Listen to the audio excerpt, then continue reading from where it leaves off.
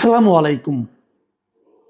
প্রিয় দর্শক, আপনারা জানেন আমি বিভিন্ন সময়ে এই আমাদের নির্বাচন কমিশন নিয়ে নানা ধরনের সমালোচনা করি। অনেক দর্শক আমাকে এমনও বলেন যে নির্বাচন কমিশনের সঙ্গে কি আমার কোনো স্থায়ী শত্রুতা আছে কিনা, এবং তাদের নিয়ে কেন আমি এত তীব্র ভাষায় সমালোচনা করি। আমি আসলেই মনে করি, আমি আগে বহুবার বলেছি, আমি এই নির্বাচন কমিশনকে মোটেই এরকম একটা গুরুত্বপূর্ণ নির্বাচন অনুষ্ঠানের জন্য যোগ্য কমিশন বলে মনে করি না। আমি একাধিক কারণ উল্লেখ করেছি যে তারা যাদের রিটার্নিং অফিসার নিয়োগ করেছেন, বিভিন্ন জেলা প্রশাসক যারা আছেন, তারা এই যে হা না ভোটের জন্য একটা পক্ষে তারা প্রচারণা চালিয়েছে, এবং এই প্রচারণা চালানোর মাধ্যমে নির্বাচন কমিশনই বলেছে যে তারা দণ্ডনীয় অপরাধ করেছে। তাদের ব্যাপারে নির্বাচন কমিশন এখন পর্যন্ত কোনো শাস্তিমূলক ব্যবস্থাও গ্রহণ করে নাই। এই সমস্ত লোকগুলি যারা দণ্ডনীয় অপরাধ করেছে নির্বাচনে পরিচালনার ক্ষেত্রে, তাদেরকে দিয়ে আবার নির্বাচন পরিচালনার জন্য তারা বসে আছে। এটা অন্যায়। যাই হোক, সেগুলো নিয়ে আমি অনেকবার বলেছি, ওগুলো আবার রিপিট করতে চাই না। আজকে আমি একটা তাদের কর্ম, এর মধ্যে তারা, আমি আরেকটা কথা বলি নেই, এর মধ্যে তারা, আপনি নিশ্চয়ই এটাও দেখেছেন যে পোস্টাল ব্যালটটিও তাদের মধ্যে নানা ধরনের কিন্তু অযোগ্যতার আমরা প্রমাণ পেয়েছি।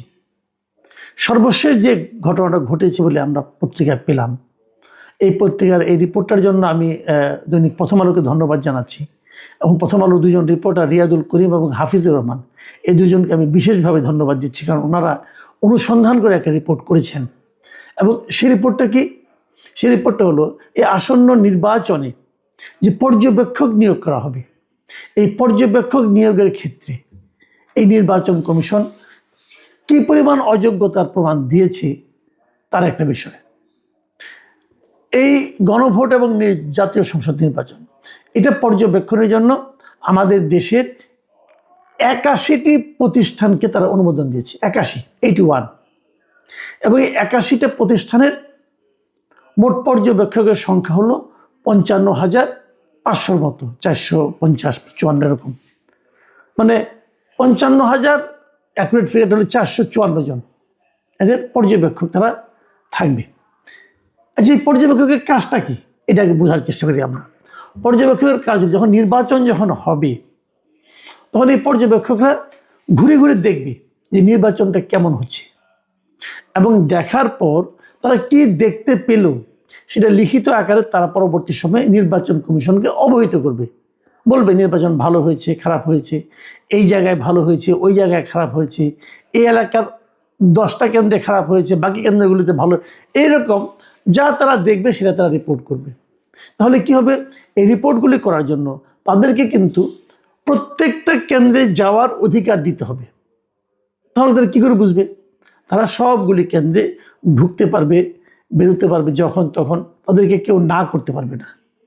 তার মানে এটা কিন্তু একটা বড় ক্ষমতা। বড় ক্ষমতা কেন? যারা নির্বাচন করে, ধরেন একটা জায়গায় 10 জন ক্যান্ডিডেট আছেন, এই 10 জন ক্যান্ডিডেট কিন্তু ওই এলাকার সবগুলি ভোট কেন্দ্রে নিয়মিত যেতে পারবেন তার ইচ্ছা অনুযায়ী। 1 নম্বর 2 নম্বর তার নিজস্ব একটা যানবাহন দিয়ে তিনি সব জায়গায় কেন্দ্রে ঘোরাঘুরি করতে পারবেন। এবং এই যে সব জায়গায় ঘোরাঘুরি করতে পারা, এটা কিন্তু একটা খুব প্রয়োজনীয় কাজ। এখন ধরেন একজন ক্যান্ডিডেট, সে একটা কেন্দ্রে আছে, ওই এলাকায় মনে করেন আপনার 40টা কেন্দ্র আছে, তা বাকি কেন্দ্রগুলো যদি তার কিছু লোক থাকতো যারা অন্য অন্য কেন্দ্রে যেতে পারতো, তাহলে তার জন্য একটা সুবিধা হতো, কারণ তার প্রতিপক্ষ কোনো অনিয়ম করছে কি করছে না এটা দেখার জন্য একটা লোক থাকতো। আপনি তো বলবেন সব কেন্দ্রেই তো তার এজেন্ট আছে, থাকলেও কোনো কোনো জায়গায় হয়তো এজেন্টটা বেশি কিছু বলতে পারে না, দুর্বল এজেন্ট হয়ে যায়, কিন্তু সবগুলোতে যেতে পারার কিন্তু একটা আলাদা সুবিধা আছে। এটার জন্যই কিন্তু একসময় আমরা শুনতাম যে ডামি ক্যান্ডিডেট দেওয়া হয়। নিশ্চয়ই আপনি শুনেছেন যে একজন ক্যান্ডিডেট থাকে ওই এলাকায়, তার হয়ে নির্বাচন পর্যবেক্ষণের জন্য, নির্বাচন দেখার জন্য আরও হয়তো 10 জন ডামি ক্যান্ডিডেট থাকে। এই ডামি ক্যান্ডিডেটের কাজটা কি? তারা কিন্তু নিজেদের ভোটার তদারক করে না, তারা যার ডামি ক্যান্ডিডেট তার ভোটার কেমন আছে, তার ভোটে কোনো সমস্যা হচ্ছে কিনা, বেসিক্যালি তারা এগুলোই দেখত। এই ডামি ক্যান্ডিডেট থামানোর জন্যই কিন্তু নির্বাচন কমিশন একসময় বলেছিল যে এত আপনার এই স্বতন্ত্র ক্যান্ডিডেট দেওয়া যাবে না। তখন তারা কিন্তু স্বতন্ত্র নামে নেমে যায় এবং 1-2 জন প্রার্থীর ডামি হিসাবে সব জায়গায় ঘোরাফেরা করার একটা অধিকারও পায়। এখন যে এটা তো বন্ধ হয়ে গেছে, এখন তো বেশি ডামি ক্যান্ডিডেট দেওয়া যায় না, কিন্তু যদি একটা এলাকায় তার 20 জন পর্যবেক্ষক থাকে এবং এই 20 জন পর্যবেক্ষক যদি কোনো একজন প্রার্থী কিনে নিতে পারে, বলে তুমি পর্যবেক্ষণই করবা কিন্তু আমার হয়ে সব জায়গায় দেখবে, দেখভাল করবা, আমার পক্ষে কাজ করবা, তুমি যেহেতু সব কেন্দ্রে ঢুকতে পারছো, তো আমার প্রতিনিধি হিসেবে তুমি সব কেন্দ্রে ঢুকো, এটা আমার জন্য একটা সুবিধা। দেখেন হিসাবটা কিন্তু খুব সহজ। কাজে পর্যবেক্ষক হতে পারাটা একটা মানে মোটামুটি একটা লোভনীয় কাজ। তো এই এতক্ষণে কাহিনীগুলি বললাম। এখন কি দাঁড়াচ্ছে এখানে, যে একটা প্রতিষ্ঠানকে পাওয়া গেছে, এই আপনার প্রথম আলোর এই যে রিপোর্ট, এই রিপোর্টে যে জিনিসটা পাওয়া গেছে, তারা একটা প্রতিষ্ঠানকে পেয়েছে। সেই প্রতিষ্ঠানের নাম হলো People's Association for Social Advancement, সংক্ষেপে পাশা। দেখা গেছে এই প্রতিষ্ঠানটাকে, এই যে আমি বললাম যে 55,454 জনকে পর্যবেক্ষক নিয়োগ করা হয়েছে, এর মধ্যে 10,559 জন মানে আপনার পর্যবেক্ষক এই পাশায় নিয়োগ দিয়েছে। তাহলে পাশাটা কি? এটা একটা এনজিও। তাহলে এটা কি অনেক বড় এনজিও? না, পরে দেখা গেলো এটা এনজিও না, একটা এমনি একটা সংস্থা, তাহলে এনজিও পুরোতে নিবন্ধিতও না। তো এই পাশা, এই প্রতিষ্ঠানটা কত বড় এনজিও একটা ধারণা করেন তো আপনারা। এই এনজিওতে মোট লোক সংখ্যা হলো মাত্র 1 জন। এনার যিনি মানে আপনার সৈয়দ হুমায়ুন কবির নামে একজন আছেন, উনি হলেন গিয়া এই এনজিওর সর্বা, উনিই সব, উনি নির্বাহী পরিচালক, উনিই সব। মানে এই এনজিওতে কোনো লোকজনও নাই, উনি একাই এই 10,000 লোককে কী করে নিয়োগ দিলেন?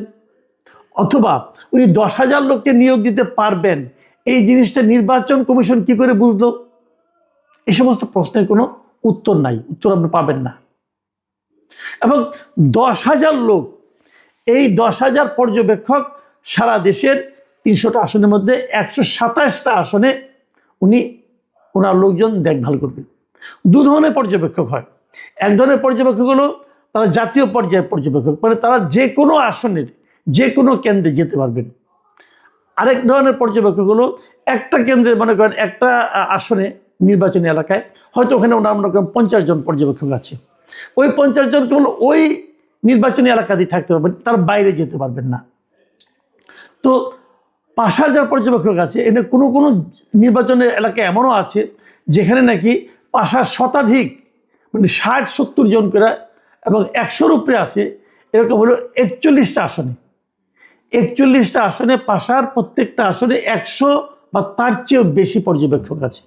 ভাবেন, তার মানে কি প্রতিটা কেন্দ্রে তার এক বা একাধিক পর্যবেক্ষক সারাক্ষণ থাকবে। কিন্তু এরা কার কাজ করবে? এবং এরা যে কাজ করবে, এদেরকে পাশা নিয়োগ দিয়েছে, কিন্তু আসলে এরা টাকাটা পাবে কার কাছ থেকে? পাশা কি কারো কাছ থেকে টাকা নিচ্ছে? পাশা কি বিশেষ কোনো প্রার্থীকে সুবিধা পাওয়া দেওয়ার জন্য বলছে যে আপনি আমাকে এই 10 লাখ টাকা দেন, আপনাকে আমি 100 পর্যবেক্ষক দেব যারা আপনার হয়ে কাজ করবে? ভাবুন একবার, লেনদেনটা কোন পর্যায়ে গেছে। এবং তাদের কোনো প্রশিক্ষণ নেই। এই 2 রিপোর্টার যাদের নাম বললাম, ওনার সঙ্গে আলাপ করেছেন, করে জিজ্ঞাসা করেছেন এই নির্বাহী পরিচালক হুমায়ুন কবিরকে যে আপনারা এদেরকে নিয়োগ দিয়েছেন, এদেরকে কোনো প্রশিক্ষণ দিয়েছেন আপনি? ওইখানে কোনো প্রশিক্ষণ নাই। তো মানে পর্যবেক্ষণ কীভাবে করবে, এই জন্য তাদের কোনো প্রশিক্ষণও নাই। উনি বলেছেন এদের যারা দলনেতা থাকবে তাদের প্রশিক্ষণ দেওয়া হবে। দলনেতা আবার কি? মানে পুরা জিনিসটাই একটা ভয়ঙ্কর অনিয়ম, ভয়ঙ্কর দুর্নীতি। আপনারা যদি আরো একটু খুঁজেন, আমার মনে হয় আপনারা পেয়ে যাবেন যে বিশেষ কোনো একটা দলকে বিশেষ সুবিধা দেওয়ার জন্যই কিন্তু নিয়োগ দেওয়া হয়েছে।